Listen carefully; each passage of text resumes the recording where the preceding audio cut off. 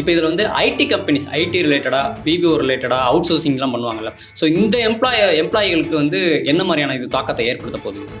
அவங்க வேறு விதமான கொத்தடிமைகள். பஸ்ஸில் அந்த காலத்தில் வந்து கூட்டிகிட்டு வந்து விடுற மாதிரி இருக்கிற மாதிரி அவங்கள பஸ்ஸிலே கார்லேயே கூப்பிட்டு போவாங்க. பார்க்குறதுக்கு ஏசியில் உட்காந்த மாதிரி இருக்கும். ஆனால் எப்போ வேணால் தலைமையில் ஒரு கத்தி இருக்கும். கிட்டத்தட்ட இந்த சட்டமே சார் 44 நொடிகளுக்குள்ளே நிறைவேற்றும். இது வந்து முக்கியமான விஷயம்னா பல மணி நேரம் விவாதம் கொடுத்து நிறைவேற்றப்பட்டது. இப்போ என்னன்னா, சென்னையில் கடந்த 2-3 மாதங்களாகவே தூய்மை பணியாளர்கள் போராட்டம் வந்து நடந்துகிட்டு இருக்கு. என்னன்னா, பணி நிரந்தரம் கோரிக்கை வேணும்னு சொல்லி மண்டலம் 5-6 வந்து போராடிக்கிட்டு இருக்காங்க.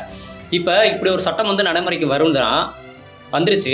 இப்போ அவங்களோட பணி நிரந்தர கோரிக்கைக்கு இது வந்து எந்த ஒரு தாக்கத்தை ஏற்படுத்தும்? இன்னொரு விஷயம், இந்த சட்டத்தில் இன்னொன்று என்னன்னா, அவசர நிலைன்னு ஒன்று வந்துச்சுன்னா, அவசர நிலை இவனே கருதிக்கிட்டானா எப்போ வேணா எல்லா சட்டங்கள்லேருந்து விலக்கு விட்டுடலாம். இப்படி கம்பெனி ஆரம்பிக்கும் போது. அப்போ இந்த சட்டமெல்லாம் இப்போ வந்து வேஸ்ட்டு தானா? ஆரோக்கியமான வாழ்க்கைக்கு ஆராவில் ஹெல்த் மிக்ஸ் auravil.in வெப்சைட்ல இருந்து வாங்கலாம்.